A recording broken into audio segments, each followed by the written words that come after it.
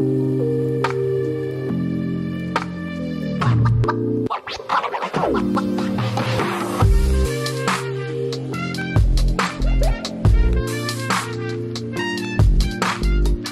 this edition of The Blue Couch, I'm joined by Dr. Jabulile Msimango-Galawe, more affectionately known as Dr. J. Dr. J, thank you so much for joining me on The Blue Couch. I appreciate your time. Thank you, Odile, and thank you for inviting me. It's a pleasure. I just want to give the viewers some background. So Dr. J is a senior lecturer in the Wits Business School, a business coach, an entrepreneur, a mentor, a facilitator, a public speaker, a statistician, and a researcher. She has a PhD from the Wits Business School and an MSc and BSc in mathematical statistics in risk analysis from the University of the Free State. So Dr. J, you have so many hats, and I hope we can talk about most of them today. But perhaps you should start at the beginning of your, I don't want to say academic career, what do you call it when you start as a student, as your journey as a student with the BSc. So you have a BSc in mathematics, which I think after matric, most students sort of try to run in the opposite direction, of mathematics. What did you think you were going to be? And, what made you choose the BSc in mathematics? Oh, actually, I did not choose it. So you know what happens when you at high school. So you normally, if you are deemed the intelligent learner, you are normally advised to take the science route in terms of your career. So that's how I got to choose that route. But initially, really, the dream was to be a medical doctor. But my matric results did not allow me to be. So then the advice when you get to university, if your results are not good enough, because when we studied, distinctions were very scarce. So when you get to the university level, you get advised that if you want to be a medical doctor and your marks are not good enough, then take the BSc for first year, then pass very well, and then go second year to do your medicine. But if you come with marks that are not good, most likely you're going to struggle with your BSc, which was the case. I struggled with the BSc. First year, I failed half of the modules. So I couldn't move to the medicine second year. So I had to repeat the modules that I failed in BSc and then do those that I passed, then second year of BSc. And then at that stage, I started to do some calculations because now then the new advice was that finish your BSc. Mm-hmm. When you are done with your BSc, then you can move to second year medicine. And then I added up the years and I wanted to work, I wanted money, so that was too long for me. Yeah. So I decided to stay with the BSc. And during that process, so the BSc was biological science, basically. And then in that process, towards the end of the 4 years, you get to choose what you major in. And then my choice of what I major in was purely based on what I was passing well during my BSc. It had nothing to do with my passion, my dream job or anything. It was all about the modules that I was passing well. So the modules that I happened to be getting distinctions on were genetics and statistics. Mm-hmm. So then I majored in genetics and statistics. And then when I completed the BSc, there was a bursary to continue and do mathematical statistics at master's level. Obviously, there's money, free money, save my parents some money. So I went with that route. So I did my master's in mathematical statistics, which specifically was specializing in risk analysis. So that's how I ended up with the statistics. It was not pure maths, but it was mathematical statistics. So that's how I got to that part. Yeah. So I just want to then talk about, because you say what you did actually wasn't in line with your passion. And I assume you sort of wanted to help people as a medical doctor, right? But also, like, in the world that we live in, we place so much emphasis on technical competency, but there are so many ways in which our personal interests and our technical competencies can actually complement one another. And you've actually done this very well. And I suppose you're still sort of living out your purpose, even if you're not, doing it in a hospital. So you have a passion for people and their development, and you also have this sort of strong technical aptitude, and that's why you sort of have this broad range of hats that you have in your CV. So how do you sort of manage to reconcile these two? And I mean, did you know, obviously, yes, you did know that you had the people passion when you first started the BSc. But I mean, was it just that, or was there something specific about being a doctor that you now feel like you're missing out on, or is this it for you? You're getting everything you want out of this? No, funny enough, I'm happy that I never got into medicine because I think I was going to be bored injecting people and prescribing medicine for people every day. So I could say it was God's intervention. Sometimes when we fail, we cry because we want certain things and we don't get them. So I was very sad that I couldn't get into medicine. But connecting the dots backwards, I am happy that I didn't, because then that drove me to keep on trying different things so that I can find something that I'm passionate about, that I enjoy. It still turned out to be people development. But when I was choosing the medicine, it had nothing to do with my passion or people development. It had everything to do with the fact that I was deemed a clever student at high school, therefore chose the medicine. But after getting my master's in statistics, when I was doing my BSc, then I started enjoying the statistics, which ended up being now my career path, which I'm enjoying doing that. I've got no regrets for that, and I've got no regrets that I never got the medicine. I enjoy the statistics. But in that journey of me being a statistician, trying to find a career that was fulfilling, then I moved out, because when my first job was working at Eskom, where I was a statistician, but because it was an engineering environment, I did not enjoy it because I couldn't really use my skills to the fullest. And then I got bored after 6 years, and then I went to start my own business. And that was when my journey of trying to find something fulfilling, something that I can enjoy, really started. I went and ran my business for about 6 years full-time. And then a recession happened in 2008, 2009, and my first business failed. And then during that part, I was enjoying running the business that I was running at the time, which was corporate clothing, learning material, and all that. But when it failed, it also drove me to a different path. And that's where the issue of failure come in, as to what do you do with your failure? Do you allow it to put you down, or do you take the lessons and build something out of it? So when my first business failed, I got into another journey of trying to find what now. And then as I was sitting at home, I've closed my business. Nobody wants to take me back in corporate as a statistician because I've been out for too long. Then I started browsing through newspapers looking for a job. And then I came across this job of being a lecturer at CPUT, which I applied for. I had no prior experience for it. I had no teaching qualification. I had nothing. But it was that moment where I was like, I want to try something different. I've been really bent in running a small business. I need something that will give me a break a bit, that is not too hectic, because at the time I thought lecturing was not going to be too hectic. Funny enough, I got that job with no prior experience or anything, but funny enough, they needed the stat skills, and then I was good enough during the interview.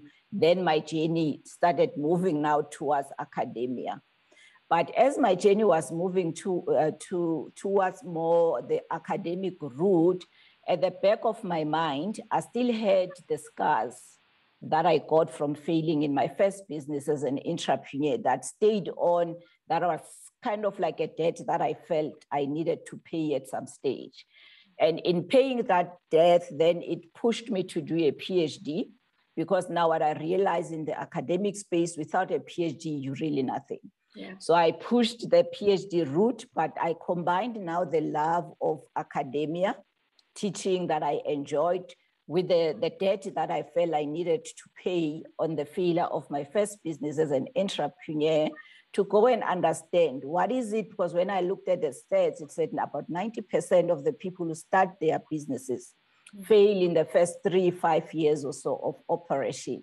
And the question I asked myself was, are we all of us, the 90% that's stupid that we can't get this thing right? Yeah. Then I went on to do my PhD, hoping that I'll find the equation for success as a small business owner or as an entrepreneur. I did my PhD, I finished it. I'm still looking for that equation of success when you start and run. I've learned a few things, but I still don't have that perfect mathematical equation that says 1 + 1 is equals to 2. 1 + 1 in the entrepreneurship space remain unknown, and you only find out as you go along, because there's just too many factors to understand. So that's how my journey really, kind of like started having a parallel different paths that I started moving towards, based on the prior experiences and the scars that I had that I wanted to settle, the sub-scores to settle. Yeah. Sure. Interesting. So you've obviously been in these different spaces. So as an entrepreneur, and you've been in a state-owned enterprise, and also as a teacher, and then also as an entrepreneur then in your own business. So what do you think is sort of like the central thing that like drove all of those ventures? So I mean, if I think of you as a researcher, a teacher, a statistician, being at Wits Business School makes sense. But then if you tell me about your journey as an entrepreneur, I'm not like finding any of those things fitting into that part of your journey. So what do you think, is there like anything, I suppose should be the question, that, has been central across that journey? Yeah, I think the main thing really that has been common, first is the love for seeing people being independent, being skillful enough or knowledgeable enough to be able to do something meaningful for themselves. And that then drove me, because based on the entrepreneurship side of things, where I felt I needed to do a PhD to understand entrepreneurship a bit more, some of the failures or some of the mistakes that I made there, when I look back, it dawned to me that maybe if I had somebody who has walked the route, who mentored me during that journey, some of the things I wouldn't have maybe made the same mistakes that I made. Maybe the impact or the level of the degree in which I failed maybe was going to be minimal. And then based on that, then that's when my journey of being a mentor for entrepreneurs started. And then I got exposed to coaching as a tool for development. And then my journey broadened up from just being a mentor for entrepreneurs now to being a business and executive coach, because then I realized that the mentorship has got its own limitations, because you must have really walked the path to be able to mentor somebody. But with coaching, you need the coaching skills. You need to have being exposed in that person's environment a bit to understand some of the things. But then you can coach people even if you haven't really walked that path. And then that's when it broadened up. So if you look at my academic career, as a program director for the Masters in Coaching, as a researcher who do a lot of research on entrepreneurship and coaching, and also as a teacher who teaches or who lectures entrepreneurship and research, that ties back to the experience that I had back as a business owner, to say a mentor is important, a coach is important in the journey of whoever, more than just for entrepreneurs. The research is important, because some of the mistakes you make, if you haven't done your research or don't understand the industry you get in, then you just go kind of like blindfolded, and then you kind of like hit your head against the wall. So those things for me really kind of like come together to say a mentor, a coach, the research, all those things come together into building somebody. So if you want to develop, if you've got interest in people's development, you will find that you will tend to refer to research, you will tend to look into your skills as a coach, you will tend to refer back to your experience so that you can mentor people, more so teach them also in the class and make the theories in class a bit more practical and a bit more realistic in real life. So that's how this whole thing that can look like a broad and diverse kind of hat that I wear, if you look at it, it all comes under the entrepreneurship umbrella and the people development aspect of it. Interesting. So I just have another question then, and perhaps this would be useful for people who are thinking of academia. And I suppose, you know, being an academic and sitting on interview panels, you see so many CVs from people who come from industry, but then, you know, we can't appoint them because, you know, the skills aren't necessarily, how do you say, like perfectly interchangeable, right? So just because you have 10 years of experience in industry doesn't mean that, you know, you can then have an equivalent position in academia. But one thing that I find with more advanced students, specifically, you know, the type of students we have in the Wits School of Governance, and I'm sure you guys have in the Wits Business School, is that, you know, they have a sense of they want to have someone who's walked that journey before, right? Because if you haven't been there, you know, what are you going to teach? What are you going to teach me? But I like the distinction you make between a mentor and a coach, whereas a mentor is someone who's been there, so they can then tell you, you know, this may be the best way for you to go, whereas a coach might not necessarily have sort of walked in your shoes. So in terms of people who maybe want to come into academia from industry, how would you, I suppose you came in very early, right? So, you know, you sort of came in at lecturer level, but I think if someone is quite senior, you know, they'd have to sort of come in perhaps even at associate professor level even, or adjunct professor. What sort of advice would you have for people who want to make that sort of transition? Or is it something they should be engaging in already if they know that in the future, you know, maybe I want to retire as an academic or what have you? Yeah, it's a very interesting one. Moving from the corporate to go to academia, it can be a very sometimes tricky road. Depending also on the scarce skills maybe or within the academic space of that specific field that you are in. But what I will advise for people who already in their mind know that at some stage might want to move into academia is to start as early as possible to expose themselves into that environment. Like do guest lecturing, do maybe sessional work, do supervision and those kind of things. And that kind of like add something more than just the corporate experience in your CV, so that when you now want to get into academia, you've got something to show as some bit of experience or exposure in that space. There are people who move holistically, who haven't done anything in the academia and move to academia.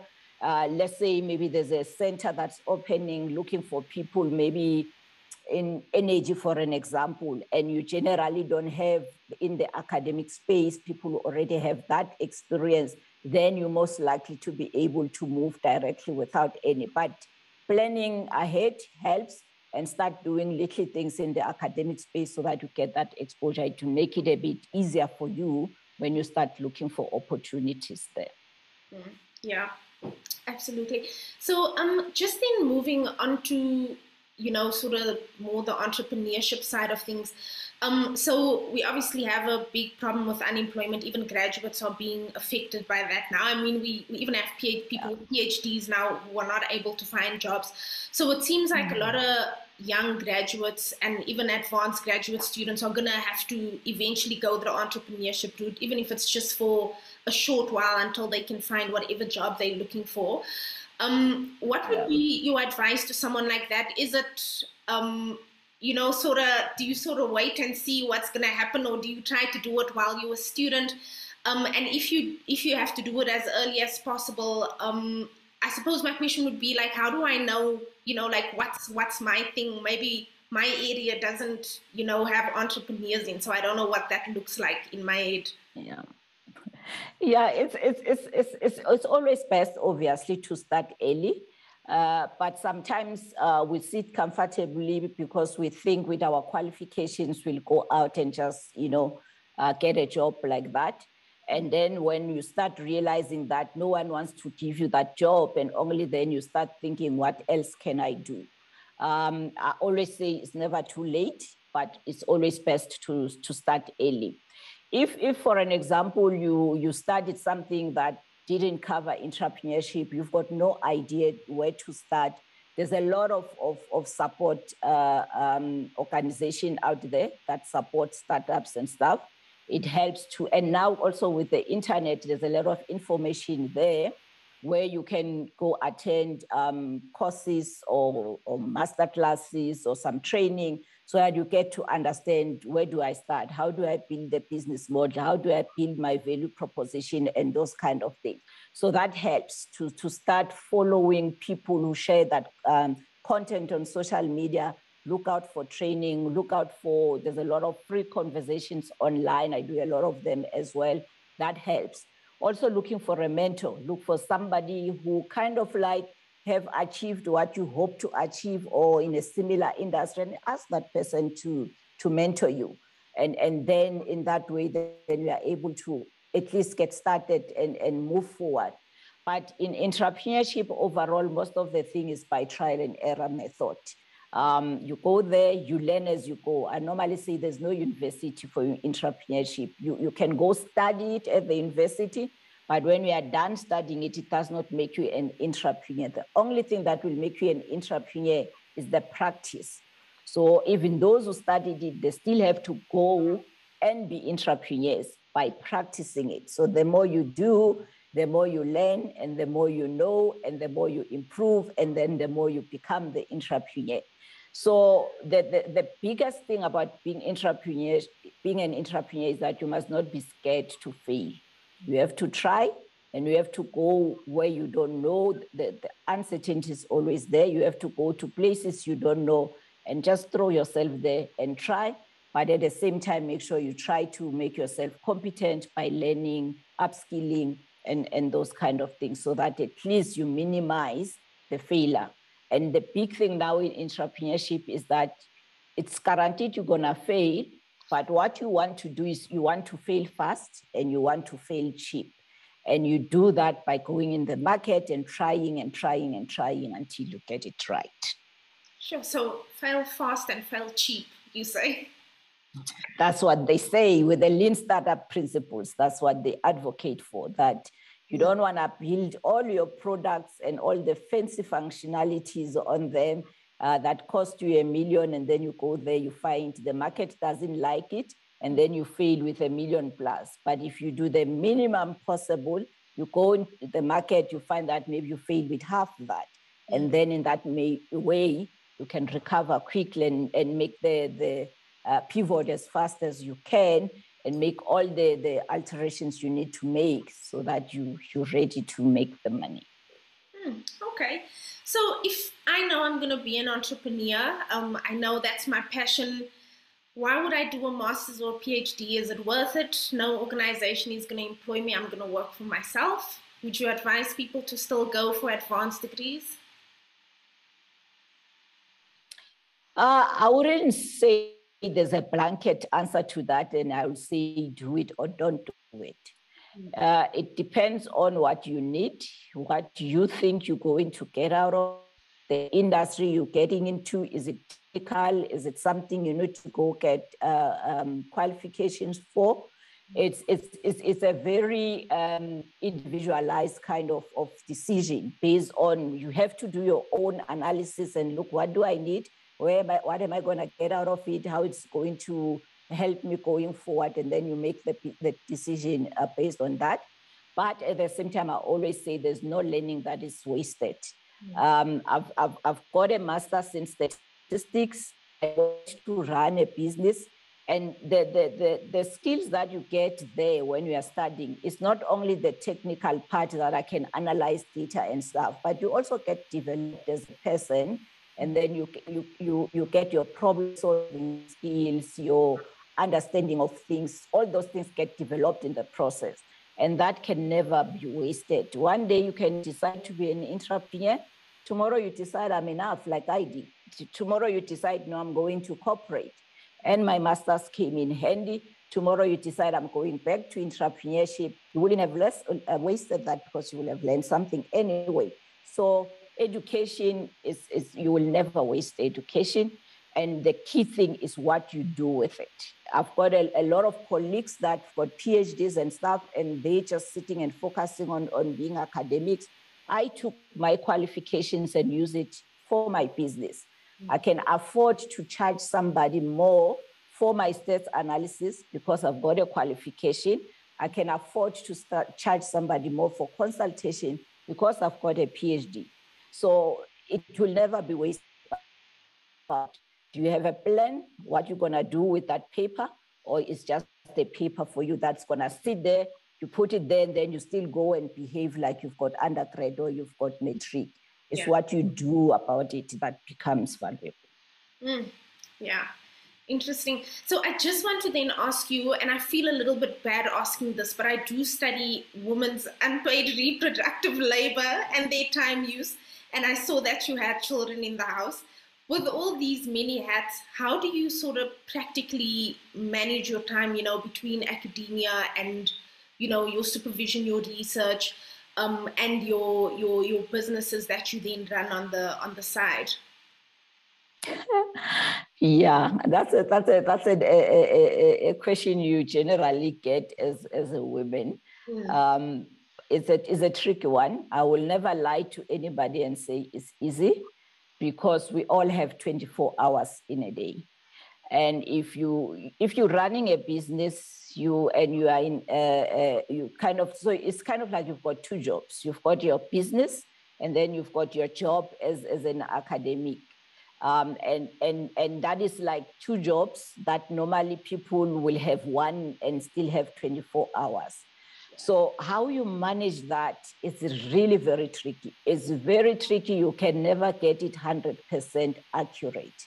But one of the things that I normally say, and we also had this in one of the online conversation I had with some women who are in boards, who are executives, in terms of, normally people talk about the balance. And I normally say there's no such thing as a balance. You will never get a balance that you can quantitatively say, I spend 50% on my personal, I spend 50% on my business, I spend this much on this. You tend to focus more on quality than quantity, because the truth of the matter is quantitatively, you will spend more time on your work and your business than you will spend with your family. But the issue becomes the few hours that you have with your family, what do you do with it? Because you can never be able to spend 50%, especially if you are an ambitious woman who wants to achieve things. You will never be able to spend the equal amount of time you spend in your business, same as what you spend with your family. But the few hours you have with your family makes it count. So that when you're busy with your business and your job, you still feel a bit guilty, I must be honest. You don't feel as guilty as you would if you don't make sure that the few hours at least count. And also that, I will say that, I'll put the disclaimer, it's not easy, because the pressure tends to be more on the job and the business than it is from your family. You've got your job and all the 2 days screaming at you, your kids and your family are not screaming at you. And the likelihood is that you will tend to attend to those who scream the loudest and forget those who don't scream the loudest, and most of the time are the ones that matters the most. So that balance is tricky. It's a very tricky one, but you have to do your best with the little time you have with your family. Yeah. So make sure you use the time valuably or usefully. What is the word? I don't know what the word is, but the family time needs to count. It needs to count. It can't just be, wasted. Okay, well, thank you so much. Like, this was such an insightful discussion, Dr. J. I really appreciate you joining me on the Blue Couch, and all the best with your future endeavors. Thank you very much, and thank you for inviting me. Thank you for the opportunity to share my, I don't know if I should call it my parallel life of being an academic and a business person at the same time. Yeah. But yeah, and I think I like what you're doing, especially in terms of looking at the technical skills and our passion, because most of the time we focus on what we are good at, what we get distinctions for, and forget that you can get distinction and be good at that and try to do it, but be miserable because you're not passionate about it. So that balance, it's not always straightforward, but I always encourage anybody, try as many things as you can. At some point, you will find your passion. You will find what fulfills you. And when you find that, you will enjoy what you're doing. Thank you. Absolutely. Go for it. All right. Thanks. Yeah.